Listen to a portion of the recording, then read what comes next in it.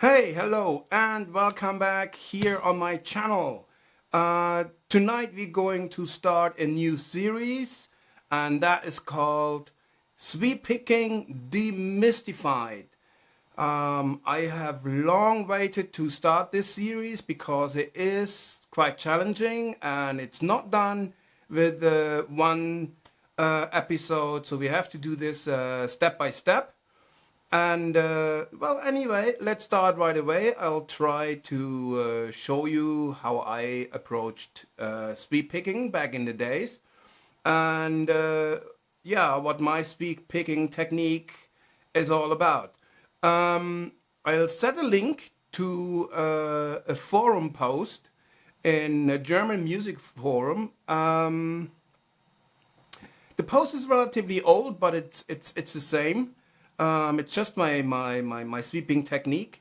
If you don't read German, the explanations are in German, but you can go along with the video here that is in English, and there's tabs in that forum post, so you can basically walk through the tabs. Tabs are international, so that shouldn't be an issue. And for the rest, you can simply follow my explanations here from the video. I'll hope you enjoy it. Very important, one last thing before we start. Do not lose the fun of guitar playing. There are certain techniques, and speed picking is one of them, that can have a really negative effect on the fun. The fun of making music and the fun of playing guitar. There's a high potential of frustration in it.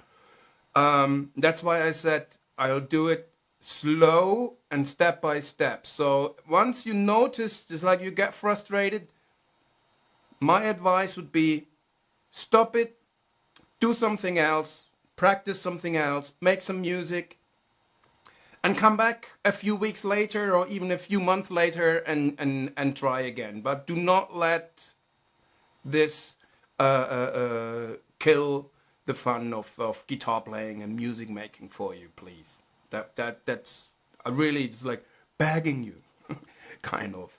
Yeah. Anyway, so you're already waiting for it. I'm talking too much. Let's get into it and let's start from scratch. Good. Okay. Explanation. What is sweep picking? Sweep picking mainly is a sort of a one note per string technique, and the idea is that you basically combine a downstroke or an upstroke with certain patterns, finger patterns that are usually one note per string, right? And you combine them with one down or one upstroke. So the most important part in sweep picking is to get a very, very good synchronization between picking hand and fretting hand. And with that in mind, we start our first exercise, okay?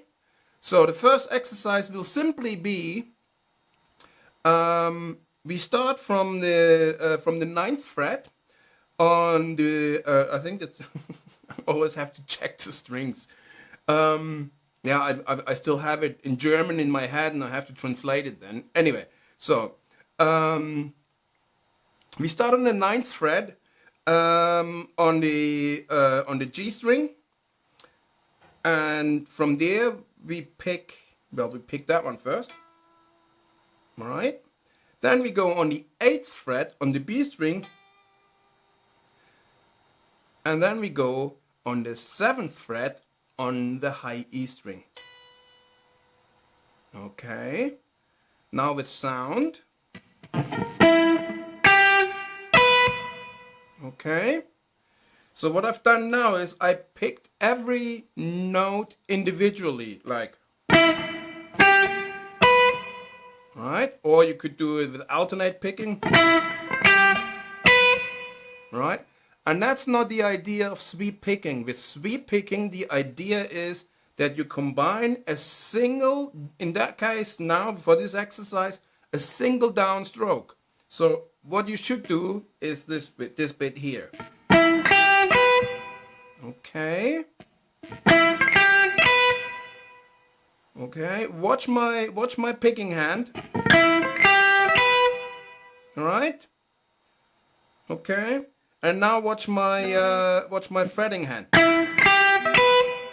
Yeah, it's also very important that only that tone that needs to be fretted right then, that you really just pick that one. Otherwise, you get some kind of a chord. If you pick all three of them, that's what you get. It's like a chord. All right, that's not what we want. So every note, yeah.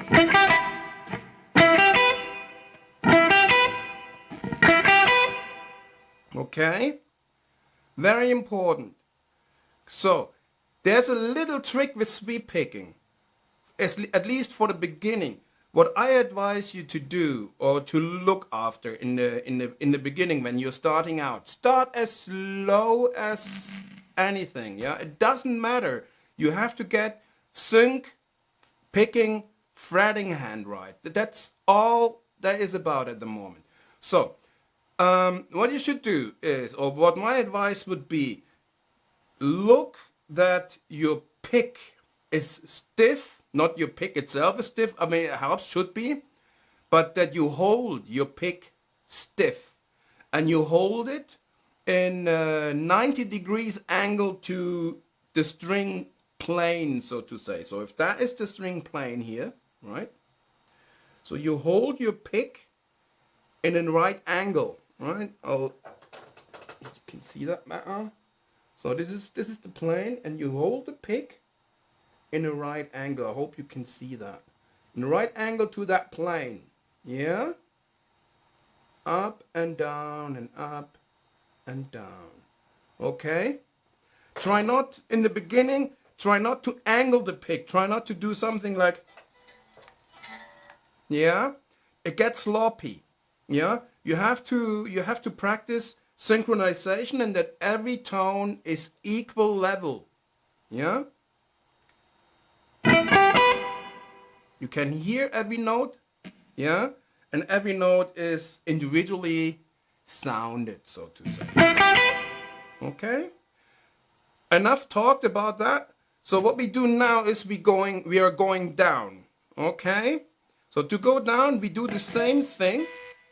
Just again, we fret like 9, 8, 7. But now we start on the high E string on the 9th.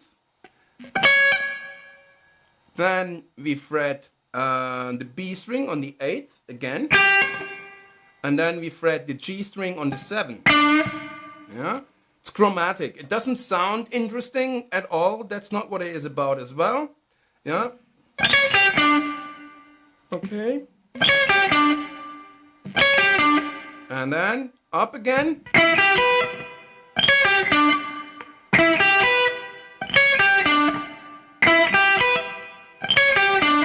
Yeah, that's all you should do for now until you get it smooth. Yeah, every finger only when it's supposed to fret.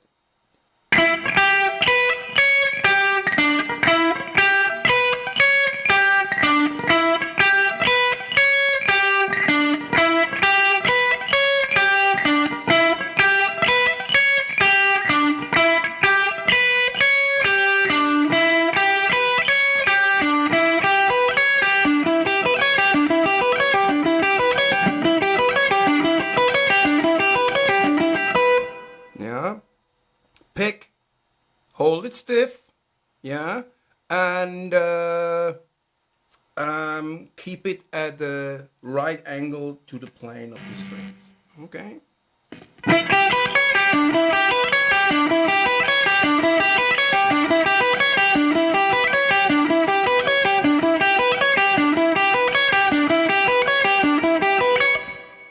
You can try, if you're a bit more comfortable with it, you can try to dampen the strings. Like muting, yeah, damping.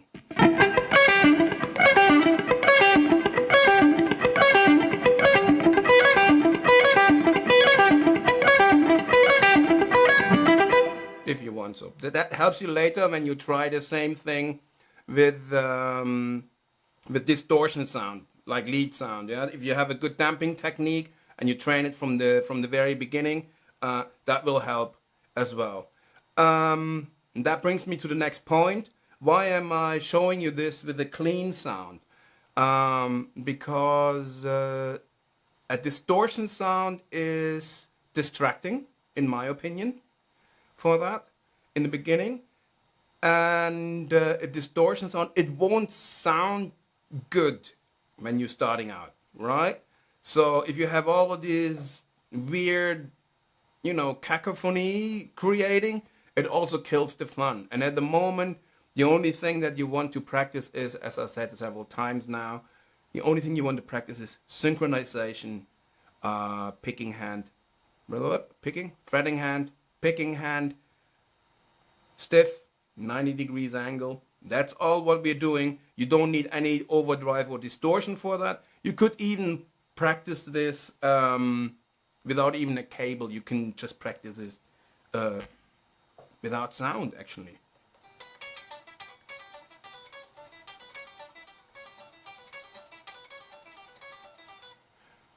The good thing about this is you hear every little mistake. Right? There's no excuses when you play without any tone or with a clean tone. There's no hiding, right?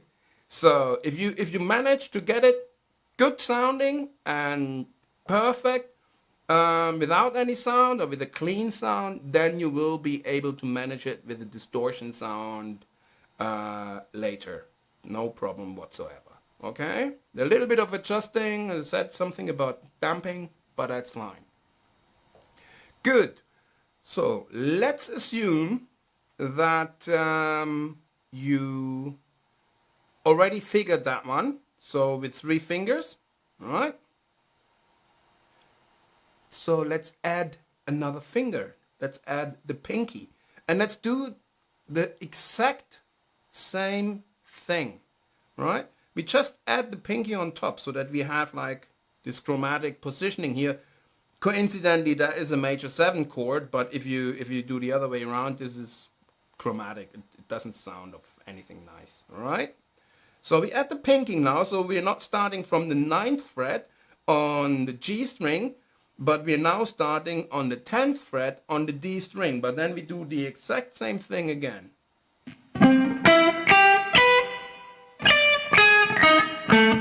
Right?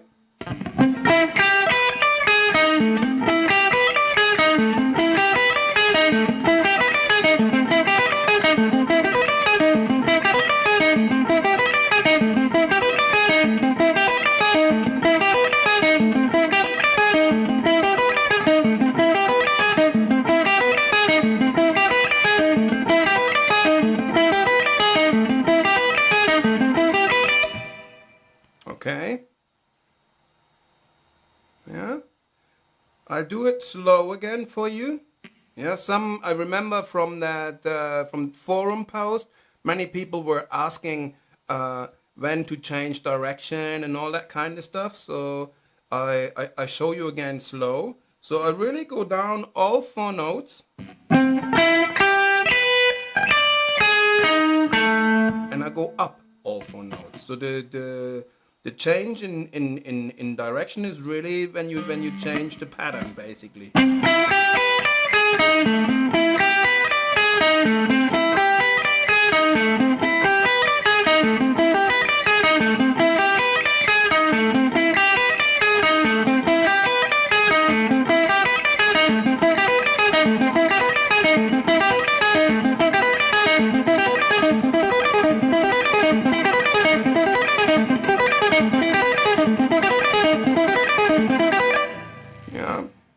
I don't do that too much. It might be frustrating. It's like I go like, and you go like, oh Jesus, how am I ever gonna get there?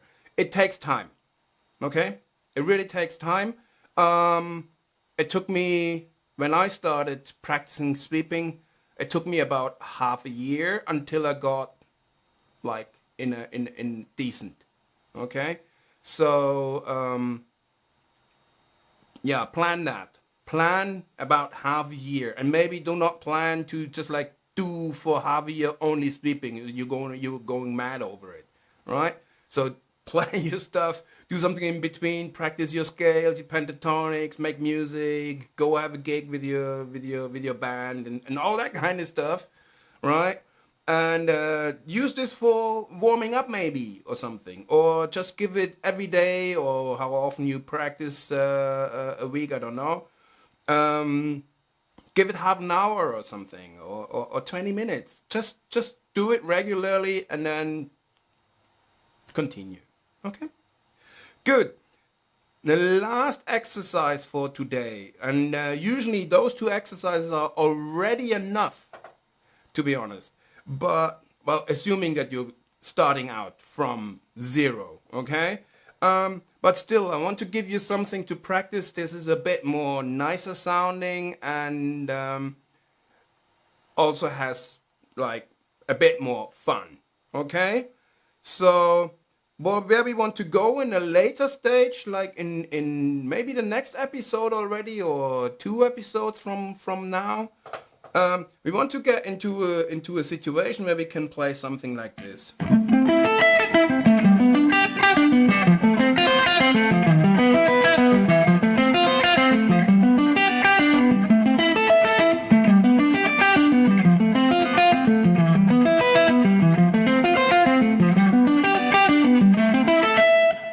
Yeah, some kind of classical sounding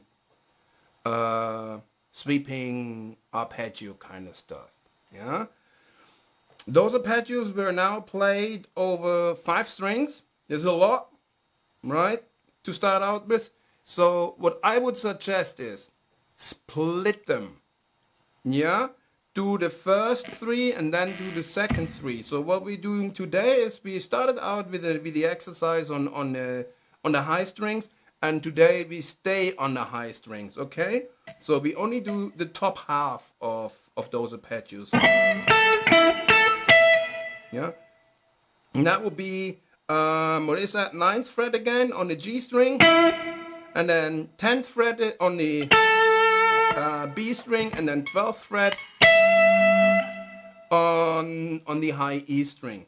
And if you later combine that, that would be an A minor arpeggio.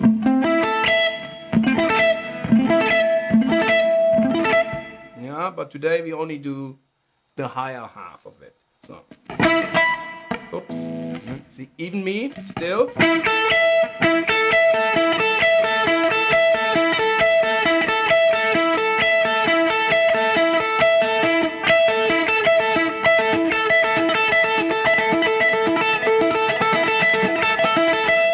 Okay, and the next is then move the whole thing 2 frets down.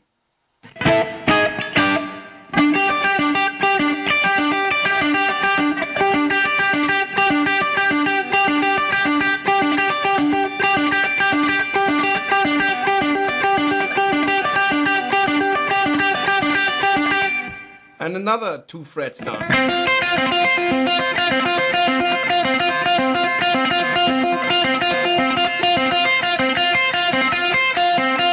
And then 1 step down.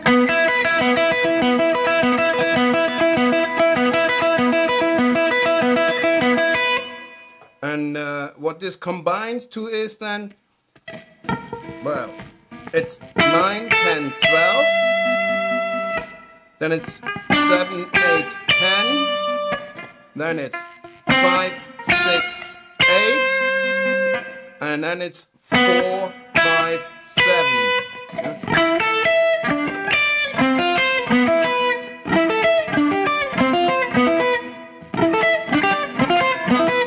Okay? What you now can do, and what you should do, yeah? And here already is like, if you struggle and if it's frustrating, stop it, go back to that one. Yeah? But if you're fine with it and you're comfortable, now try to do the slalom that I introduced in when we were practicing the pentatonics.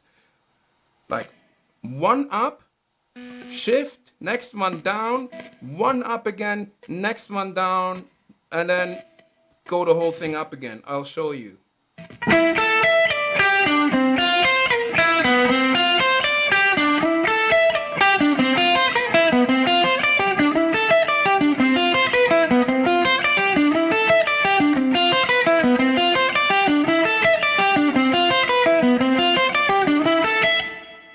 Okay, this is already quite challenging, yeah, especially with the clean tone, yeah, but I deliberately chose the clean tone because there is no hiding, and you probably noticed that even I, at the moment, every now and again, wasn't 100%, yeah, so go for that 100% because, yeah, later on when you do this with distortion, with overdrive, it will benefit you. Okay, so this is enough for this episode.